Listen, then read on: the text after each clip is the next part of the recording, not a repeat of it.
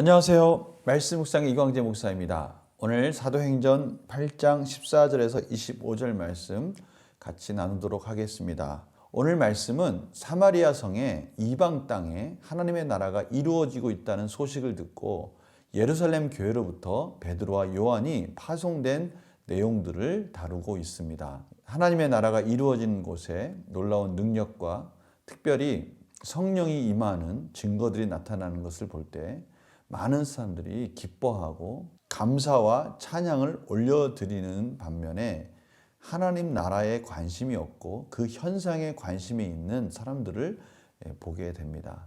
오늘 그 대표적인 사람으로 시몬이라는 사람이 등장하게 되는데요.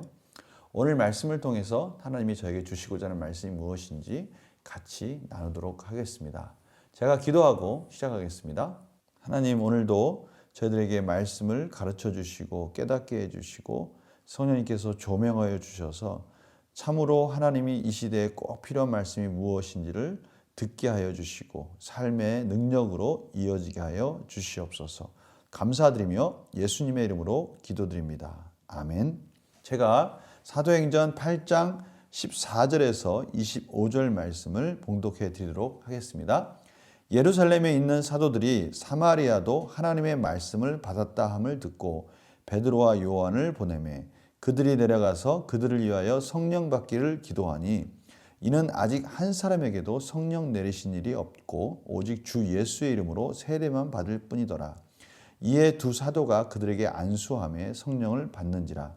시몬이 사도들의 안수로 성령 받는 것을 보고 돈을 들여 이르되 이 권능을 내게도 주어 누구든지 내가 안수하는 사람은 성령을 받게 하여 주소서 하니 베드로가 이르되 내가 하나님의 선물을 돈 주고 살 줄로 생각하였으니 내 은과 내가 함께 망할지어다.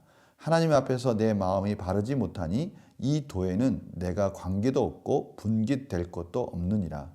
그러므로 너의 이 악함을 회개하고 주께 기도하라. 혹 마음에 품은 것을 사하여 주시리라. 내가 보니 너는 악독이 가득하여 불의에 매인 바 되었도다. 시몬이 대답하여 이르되 나를 위하여 주께 기도하여 말한 것이 하나도 내게 임하지 않게 하소서 하니라. 두 사도가 주의 말씀을 증언하여 말한 후 예루살렘으로 돌아갈새 사마리아인의 여러 마을에서 복음을 전하니라. 아멘. 오늘 말씀 가운데 참으로 이해가 안 되는 부분들이 있습니다. 그것은 이 시몬이라는 사람의 태도인데요. 이 시몬이 일어나는 현상, 성령을 받는 모습을 보면서 사람들이 성령에 따른 많은 은사들이 나타나겠죠. 또 치유와 회복이 나타나겠죠. 이런 것들을 보면서 그 기능적인 부분, 그 능력만을 원하는 거였어요. 왜냐하면 그가 마술을 통해서 사람들을 현혹함으로 인해 또 많은 돈을 벌지 않았습니까? 그가 가진 목적은 돈을 버는 거였습니다. 그래서 오늘 성령을 받는 것을 보면서 나도 그 성령을 줄 아는 그런 기능적인 부분, 도구적인 부분, 어떻게 보면 하나님께서 하나님 나라를 확장하시기 위해서 그의 백성들에게 주신 놀라운 하나님의 선물을 그가 지금 뭔가 크게 착각하고 있다는 것을 저희들이 알 수 있습니다. 왜 이런 착각이 있을까요? 오늘 20절에 베드로가 시몬을 심하게 책망을 합니다. 내가 하나님의 선물을 돈 주고 살 줄 생각하였으니 내 은과 내가 함께 망할지어다. 너가 그렇게 돈을 좋아하고 돈을 그렇게 돈으로 무엇이든지 할 수 있다 생각하고 있느냐? 너가 그 돈 때문에 망할 것이다. 네가 그 돈과 함께 망할 것이다. 라고 그렇게 말하는 것이죠. 그러자 이 시몬은 또 재밌는 것이 뭐냐면 회개하면 용서할 수 있는 길이 열릴 수도 있다라고 말을 했는데 그걸 자기가 하지 않고 제자들한테 해달라고 그러는 거예요. 너무 이상하지 않습니까? 시몬은 전혀 복음에 대해서 또 하나님의 말씀에 대해서 들을 준비도 안 돼 있고 또 듣고 싶지도 않고 그가 오직 원하는 것은 돈에 대한 집착밖에 없는 것입니다. 돈이라는 이 작은 울타리에 그가 가두어져 있는 것을 볼 수 있어요. 하나님의 백성은 하나님 나라라는 큰 세계 경영, 하나님의 큰 비전 가운데 이 세상을 볼 줄 안다면 이 세상 사람들은 그 무엇인가에 가두어져 있는 모습을 시몬을 통해 저희들이 보게 됩니다.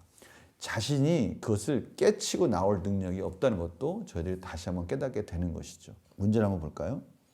시몬은 사도들의 안수로 사람들이 성령 받는 것을 보며 어떻게 반응합니까? 성령 받는 모습, 그 능력이 나타나는 모습, 그거에만 관심이 있는 거예요. 그 과정, 결과, 목적 이런 건 상관없이 그는 오직 그것을 통해서 돈을 버는 데에만 그 목적을 맞추고 있다는 것을 알 수가 있는 것이죠. 돈을 주고 그것을 살려고 하는 겁니다. 베드로는 시몬의 태도를 꾸짖으며 어떻게 권면합니까? 20절에서는 너 망한다. 넌 돈으로 망할 거야. 라고 그렇게 말을 하고요. 22절에는 회개하라. 그러면 용서받을 수 있을 것이다. 회개하라. 라고 그렇게 권면하고 있습니다. 시몬은 왜 하나님의 선물인 성령의 권능을 돈으로 사려 합니까? 이 복음에 대해서 정확하게 이해하지 못하고 있고요. 이 돈으로 그 능력을 사서 자신도 그걸 통해 돈을 벌고자 하는 목적이 있었던 것이죠. 그의 목적은, 그의 인생의 목적은 돈이었습니다. 부자가 되는 것이었죠. 이 하나님의 놀라운 이 능력조차도 돈을 주고 사서 그것을 이용하는 도구 정도로만 그는 알고 있었던 것이죠. 돈으로 무엇이든 할 수 있다고 여기는 시몬을 보며 무엇을 느낍니까? 우리의 이러한 모습들 속에 우리도 가두어질 수 있지 않습니까? 우리가 뭔가를 가지고 있고 그 무엇인가 내가 할 수 있는 그 무엇이 있을 때 우리는 그것을 너무 과장되게 생각하는 그런 경향이 있는 것 같아요. 돈이 좀 있으면 무슨 돈만 있으면 뭐든지 다 할 수 있다라는 착각.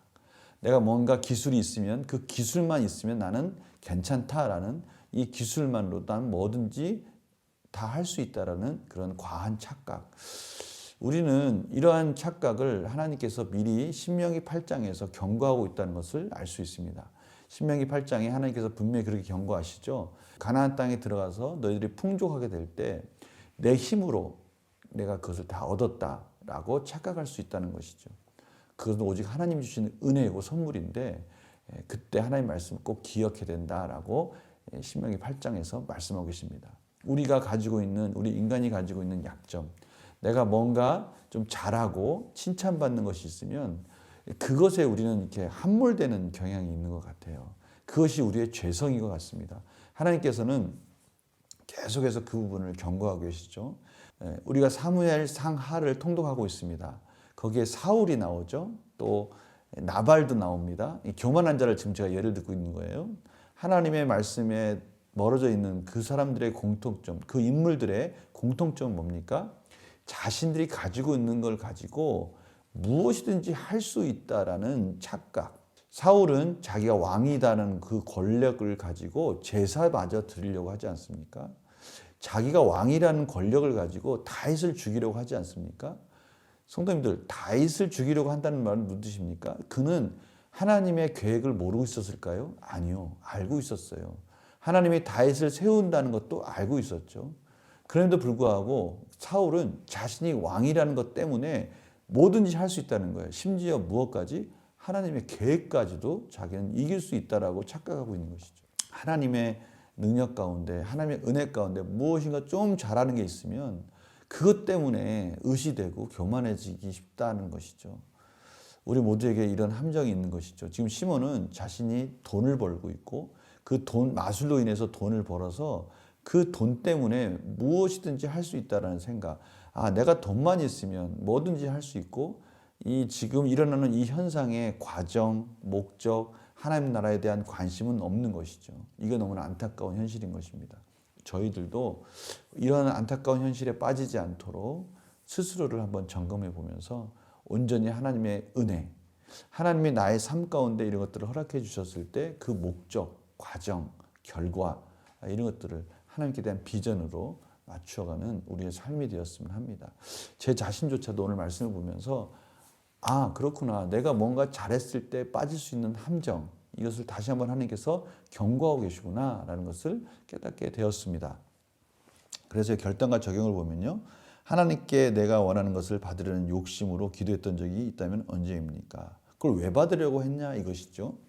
그것이 내 욕심이었다면 왜 내가 그런 욕심을 갖게 되었는가라는 것입니다. 혹시 그것으로 인해서 뭔가를 할 수 있다라는 교만이 있었지 않았는가라는 것이죠.